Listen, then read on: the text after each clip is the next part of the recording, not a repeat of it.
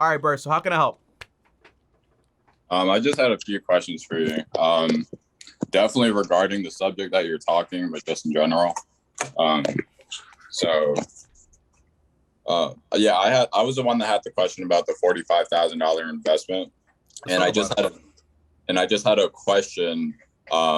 What if it happened during two different calendar years? So, just say I gave the initial investment in 2019 and now it's 2021. So if I'm receiving my initial investment back, would it like spark something with the IRS or something? Because that's what I was thinking, that it would be like a red flag and I'll pretty much get taxed on it. So I just was unsure Okay. of, So what's the? Can you talk about what you invested money into? Or you want to keep that private? it's just real estate related. So, Okay. So if it's gonna be capital gains or any of that stuff, usually, if I put $45,000 into, for example, a stock, and I leave that money in there for the next 20 years into this one company, and then it turns out that this company has, for example, like a massive downturn, and then I go back to just having, for example, $40,000 in there, it doesn't matter when I take the money out because in reality, all I have is, for example, just the $45,000. So there's no capital gains. You only get the capital gains in basically in stocks when you actually sell. So if it got up to 200K, then I sold there, then obviously I have a massive profit. I'll get taxed on that. But if I have $45,000 and I just got back $45,000, whether it's next year or the next year after that, it's the same amount of money. There's no capital gains there. So that should be fine. Does that make sense? okay. Yeah, that was just my concern. I was just unsure if they would try to tax me on it. Um, And then I just wrote down some questions. Capital gains. Okay, and then is capital gains over a year? Because sometimes I hear it has to be 2 years with real estate, and then sometimes I hear over 365 days. So I'm kind of, So you're talking about long-term capital gains versus short-term yeah, capital long, gains. long term. Yeah. In the stock market, and usually I think in real estate also, it's just 1 year plus 1 day. And that means Okay. basically you get taxed between 0% to 15% to 20% based on how much income you actually make. When it's less than a year, usually you get taxed, for example, as ordinary income. Now that means, for example, usually your normal tax rate is going to be higher than they would tax you if, for example, you had long-term capital gains. And the reason they do this is because basically the government wants you, the IRS wants you to have money invested into the economy for longer periods of time. Now, I got to ask you a question, right? You're talking about taxes and all this stuff, and it's pretty awesome. And you've also made an investment of $45,000, which, by the way, is a lot of money. What's your story? I'm a recent veteran. I just got out of the military, so now I'm just going to school. But I had employment before. Thank you for your Um, service. Thank you, appreciate it. Okay. Yeah, so I'm just out now, and I'm just going back to school to get my So, degree and so how everything. much cash do you have? Probably about 10,000 on me now. Okay. And you're waiting But for the $45,000 to actually come to you? yes. Mhm. Okay. So when you invested that money, that $45,000, what was the whole idea behind it? It's kind of the whole passive income part that you're talking about. I kind Mm-hmm. of just want to do it for the long term and just have something produced out of it. But everything didn't go as planned, which I knew about before I entered the investment. So I knew that there's a possibility anytime you decide that you want to invest in something, there's a possibility that it's not going to go as planned Okay. entirely. Like you're not going to have the gains you wanted or whatever the case may Yeah. be. So So in this case, what I'll say is this, right, Bert? That $45,000, how long did it take you to save up all that money? years, Yeah. Right. about 4 years probably. Okay. So 4 years it took you to save up all that money. The answer is what I really want to say is here. You want to be careful when it comes to people offering you like all these investment opportunities because whenever you lose $45,000, it's a lot of money. Imagine it went like the other side, and you lost all your money. Then you would have had like a massive issue because you're not just losing $45,000. You're losing 4 years of your life, and you also risk your life potentially to actually get that money. You sacrifice a lot of time for that stuff. You know what I mean? So as far as, for example, what are your goals? Like, what are you trying to do? You're trying to like just have your money, make you money on the side, while you're trying to get you a career and have a job you actually enjoy.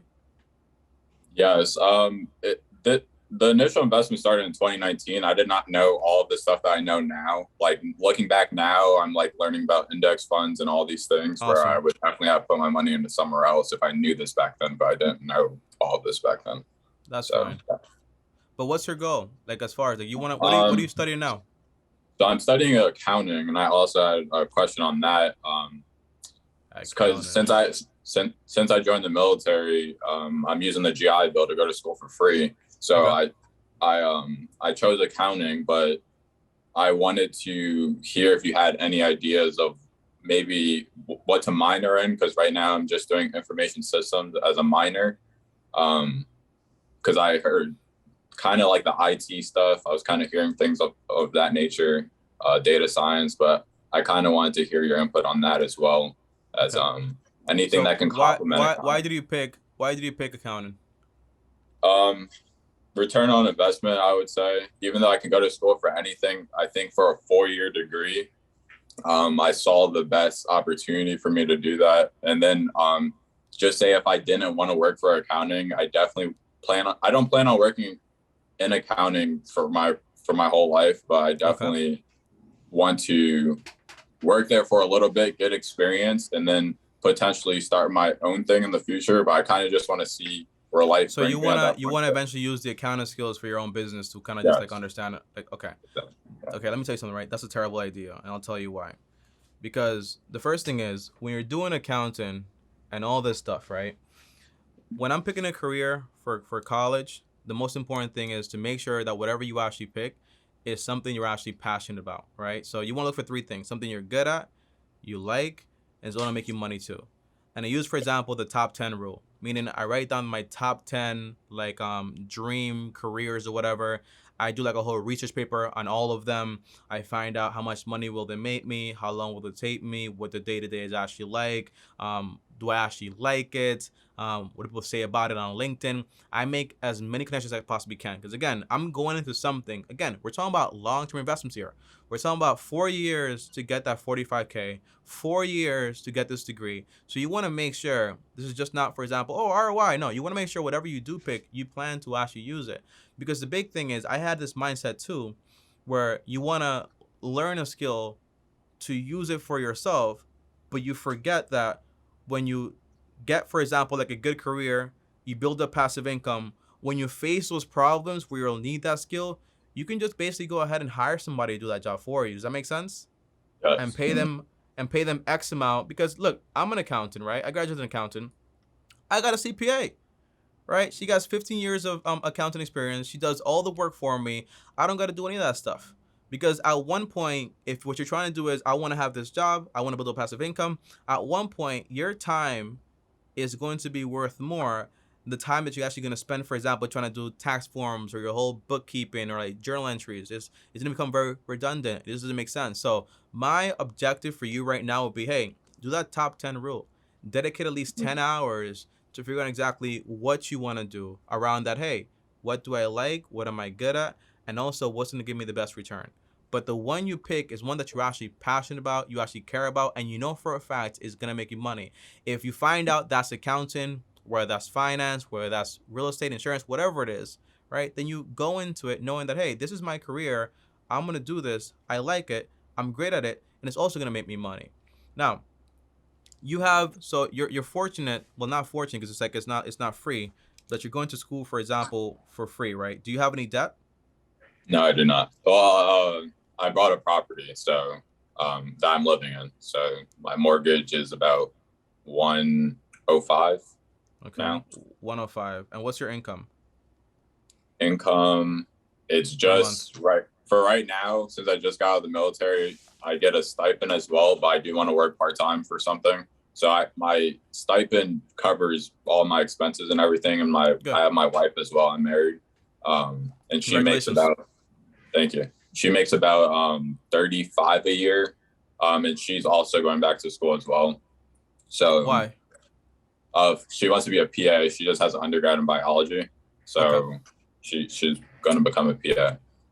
We're just going through that process of her applying to PA school and So how everything. much would you say you make per month Per month, it's after taxes together? Yeah. householder. Okay. Um, Probably around $4,000. I don't Okay. know. I didn't put it all together, but probably I'm just giving rough estimates. So this tells me you need a budget, right? Now, whenever you want to make a budget and you have like these massive goals of financial freedom and passive income, the most important thing is you want to make sacrifices today, meaning you want a budget that takes care of, for example, of the bare necessities, but then all your extra money goes towards your actual goals, right? So that means if I'm you right now, right? You have any kids? No, no kids. Okay. So if I'm you right now and I'm going to college, I'm gonna go to college for free. I have my wife. I have a house that I just bought. I'm making $4,000 household income every single month. I can get a job on the side to make me even more money. My goal would be, first thing is, I'm gonna save for emergencies. So I'm gonna have 3 to 6 months worth of emergencies. Right now you have 10K in cash. So potentially, once you have a budget, your budget is supposed to be, for example, you have shelter, utilities, groceries, and transportation. Everything else outside of that usually is going to be a want, except, for example, like insurance. If you want to get life insurance, get term life insurance. If you want to get, for example, health insurance, but you don't get sick that often, you can get, for example, a high deductible health plan and get an investment account. It's called an HSA to just cover, for example, the co-pays and all that stuff when it actually happens. But the point is, right, if you save for emergencies first, boom, you got that money there. If your wife can't work or something crazy happens, you have that money. Great. Takes out the mortgage for at least 6 months. Then the second step is I would go ahead and start investing that 10-20% into my retirement accounts. For example, my Roth IRA, my 401k accounts, and all this other stuff. Now, very important here, because people tell you, hey, go ahead and just invest X amount of money and then hopefully everything works out for you, put it into your retirement accounts. But what do you pick when it comes to the investments? What I do is index funds. The index funds I'm going to show you right now are the exact ones that I actually pick. If you can see right here on my phone, I have around like $263,000 invested here into these 7 ETFs actually. But the idea is you want to be overall diversified. So whenever you go to one of my videos and you click the link down below to M1 Finance, that link takes you to exactly what I invest into. It's not for me to make money, but when you look at that exact portfolio, you're able to call Fidelity or Vanguard and say, hey, what is the index fund version of this ETF? They'll tell you. And this way you know exactly what you invest into. But overall, what I personally invest into is into the American market, the international market, the bond, both corporate and treasury, also into the real estate market, into emerging markets, and also into the small cap market. Those are kind of like the 7 industries. Now, what happens is when the stock market crashes, again, remember, you're doing long-term investing. You'll be doing this for a while, right? It's not about tomorrow or the next day. It's not a movie. It's going to be the long term. So this means if the US goes down, okay, the international market is fine. If the stock market goes down overall, okay, you have bonds and you also have some real estate in there. If the emerging market, for example, the growing industries outside of America, well, guess what? You get a portion of those gains also. You want to be well diversified so you get a piece of everything. This portfolio makes around 8 to 12% every single year on average over a 10-20 year period, and it pays around 2% in dividends annually. So that's why I actually have it. That's why I use it. It's very well diversified. Now, I myself, I'm very I'm not that aggressive, so I have bonds in there around 20%. If you want to go 100% into stock ETFs or like 100% into index funds that are based on stocks, that's fine, because you're already well diversified. But I just like to sleep better at night. That's why I have bonds. So you're investing 10-20% into a portfolio like this if you want to, and then with the rest of my money, which should be around 20 to 30% extra of whatever money I actually make, I'll put that straight towards the mortgage to pay it off as fast as possible. Now hear me out, because you were about to get into real estate. This is probably not the way you want to do it, right? Because you probably had this whole different idea. But if you owe $105,000 on this mortgage right now, right? Yes. And you're done paying this off. Well, you have a 30-year mortgage or a 15-year mortgage? I have a 30-year mortgage. Yeah. So let's say, for example, instead of taking 30 years or 15 years, you take 8 to 7 years, along with your extra income and your wife income. And once you get, for example, this salary, you're able to add even more money to it. Now, the average person will tell you, no, don't do that, because you can just invest more money into real estate and all this stuff. But the idea is what you want is passive income to take care of you. And the best way is not having that many crazy expenses. So if you knock off, how old are you, by the way? I'm 24. Yeah, you're the same age as I am, man. So you're 24 years old. Imagine, for example, by, let's just say 8 more years, by age 32, you have, for example, a fully paid off home, an emergency account, and you've also been investing that 10-20% into your retirement account, meaning you'll have somewhere like around $60,000 to $80,000 invested. You have a paid off home, so no shelter costs anymore. and you have also like your emergency fund, and you also have no debt, nobody to actually pay, and you also have a career you actually love. That means by that point you won't need that much passive income, because in reality you don't have that much expenses, which means you're able to keep investing more money, right? Just enjoy life a lot more, because by that point, right, you have a paid for home, you still have the same salary, she has the same salary.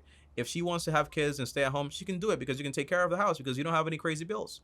You have no risk of default on a mortgage or anything, because you don't have a mortgage anymore, and you also keep investing. But now when you bring in $40,000 a year, or like $4,000 per month, a third of that money is saved, and you do whatever you want with it because you don't longer have a mortgage. Does that make sense? Yes, it does. And I was actually thinking that just a couple of weeks ago to pay off the mortgage as early as possible. Yes. But we just, because it might sound dumb, but we want to move, and once we're done with school and everything, we want to move to probably Georgia. That's kind of what we're thinking right now. So that's why that kind of threw me off, because I set up a budget and everything to pay off the house as early as possible. And I was like, does this really make sense, or should I be using this money to invest instead?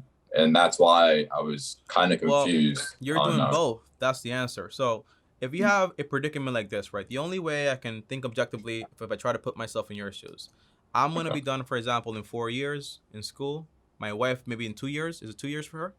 About 2.5, but Two and a she half? has to about 3, because she has to get accepted and all that. So Okay. Yeah. So let's say about 3. I'm also 4. In 4 years, a lot can change. You can either choose to stay there, or you can choose to go to Georgia, whatever you want to do. But again, mhm. it's the same principle. You're still investing that 20%, and you're still trying to pay off this home as fast as possible. Because let's say year 5 comes along, you're like, oh, we don't want to stay here anymore.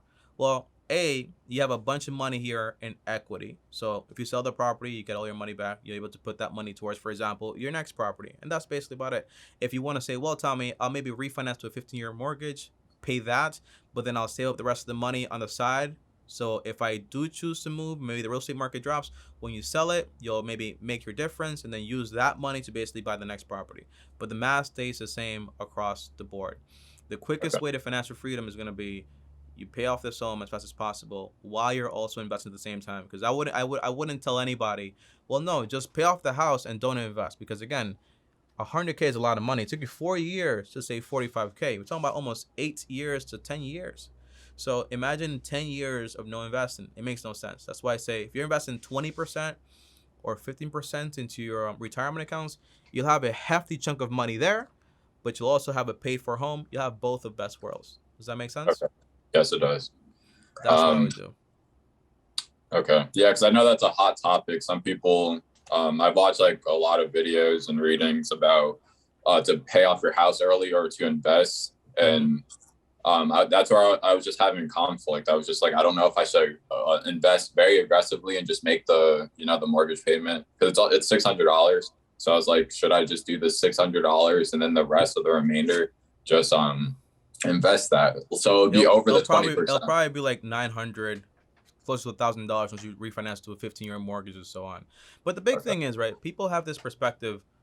I'm very big on the stock market, very bullish on it, but I also Mhm. comprehend that I have to have, for example, like a massive safety of margin, like at least 20%, because if it crashes, things can go wrong, and I won't have enough money to actually pay me in passive income. Same with the Okay. real estate, right? You have these people on YouTube, and God bless her soul, where they have, let's say, 10 properties. I'm a millionaire. I have like 10% in equity in all these properties. They all pay me, for example, let's just say I know somebody that has $700,000 in debt and makes around $2,000 a month in basically net income. But if he has some crazy vacancies, or the roof goes down on a few of them, something crazy happens, he's just gonna be fully screwed over, right? Okay. It's like there's 2 ways to get passive income. You have the slow way and the fast way. The way to get it into the fast way is through crazy leverage. A big example is look at Robert Kiyosaki and look at like Dave Ramsey, right? You ever read Rich Dad Poor Dad? Yes, I have. Okay, so Rich Dad Poor Dad, one of the main ideas is you have assets, the assets pay for your liabilities. Remember that? Yes. Now, the big problem with that concept is Robert Kiyosaki said, hey, allegedly, I don't want to get sued. You grab $50, $100 from this one property. You can buy more of those because basically you can keep making that money overall, and then you just buy these liabilities with them. But what happens if you have some vacancies, Robert? What happens if you lose your income? What happens if the roof goes down, something crazy happens? Then in reality, you might go bankrupt. And Robert Kiyosaki, by the way, went bankrupt for like around $24 million, but that's separate. But the answer is you have Dave Ramsey, right? And I'll tell you my plan as far as like real estate, right? The first thing is what I'm telling you is exactly what I'm doing and what I'm working on. So although I have a chunk of money invested in the market, I also have around $120,000 in cash to buy a home right here in Puerto Rico for cash, right? Because that's going to be my main investment. I haven't bought a property just yet because I just moved here. So when you move somewhere for the first time, usually you want to take a year to look around, see exactly where you want to live, and make sure the math actually makes sense. That's why. So once I buy the property, I also have my investments. My investments pay me. Everything's fine. Once I want to get, for example, into like rental properties, I'll buy a property. I'll put down 20%. I'll use my stock money that I actually make, right? That's one. I'll use my personal money, which I make. And I'll also use, for example, the tenant's money, which will also pay me. And I'll use all that money to basically pay off this property as fast as possible. This way, each property every single time becomes easier and faster to actually pay off. When I'm done with that first property, maybe in 3 to 4 years, I'll buy the next one, put down 20%, but now I'm putting my cash, my other property's cash from that tenant, plus the other tenants, plus the stock cash and all that stuff, put into that next property, meaning I buy it faster. So now every 3 years, basically, or 4 years, I'm going through the cycle of paying for a property in cash.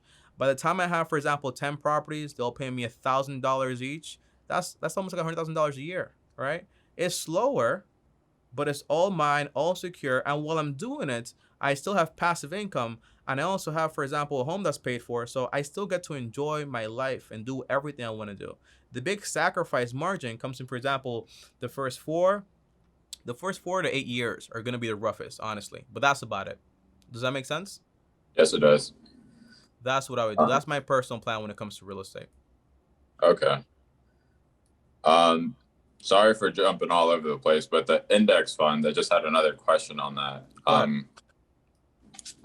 So for index funds, I just doing like $100 into it, but that's why I want to get on this call to see if I should invest more.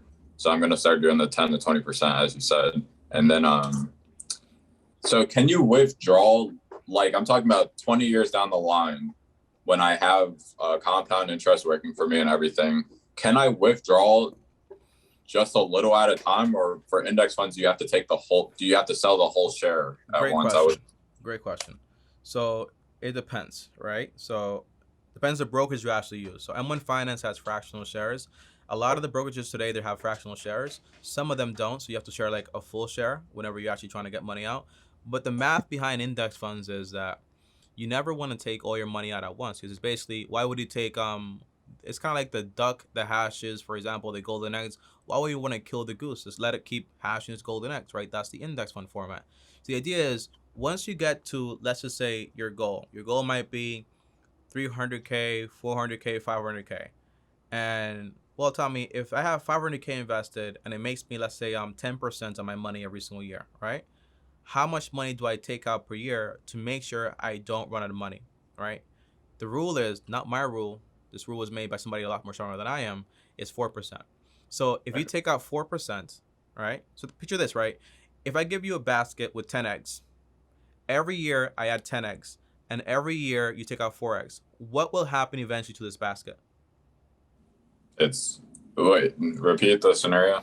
So for example, if I gave you a basket, it's an empty basket, and every year I add 10 eggs, and every year you take out 4 eggs, what will eventually happen with this basket? It's going to keep growing because you're not taking the whole thing out. Exactly. It's going to start to overflow at one point. The same thing happens with the stock market. If your money grows at an average of 10% every year, but all you take out is, for example, just 4%, what will happen is your money is going to keep growing and you're not going to run out of money. So when it comes to the index fund format of investing is, well, if you have 500K in there, just take out 4%. So you take that money out, you leave the money keep growing. Now, how do you take the money out? The answer is, with M1 Finance, you can just sell it, right? You sell exactly 4%. So if you say, well, what's the total? Here, let's say I have 500K, multiply that number by 0.04%. That's $20,000. In January, I sold $20,000 worth of my investments. That's the key idea. Now, obviously, right, depending if these are retirement accounts or not, and if you're actually qualified on withdrawals, you'll be taxed a little bit of money. But they're all going to be long term, because by that point, it'll be a lot longer than 1 year. Does that make sense?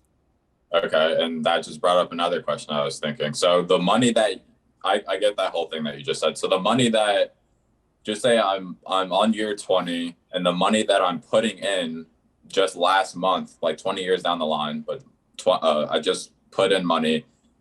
How do they determine if, are they going to, like, when you take a withdrawal, are they taking out the money that you first started putting in for long term? You're overthinking it.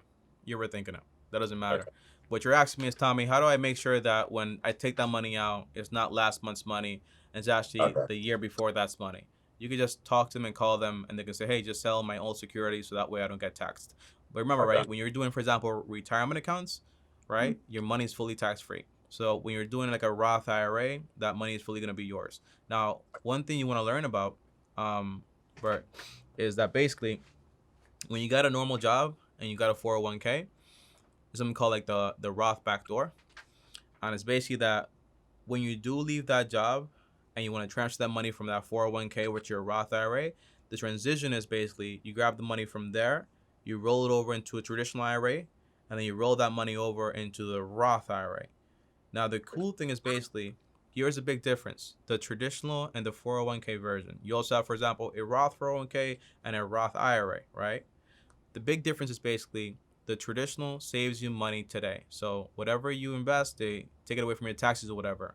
However, the Roth, well, you're investing your post-tax money, so you don't save money in taxes today, but that money grows fully tax-free.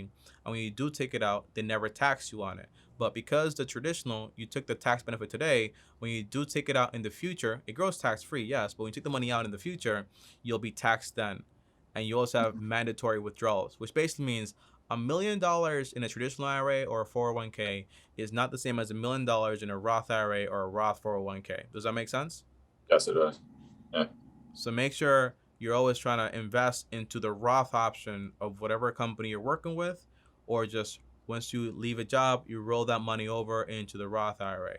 Obviously, when you're doing this and you have some gains, something like that, you will pay some tax on it, but just pay the tax out of pocket and leave that money to grow, because it'll benefit you in the long term. Does that make sense?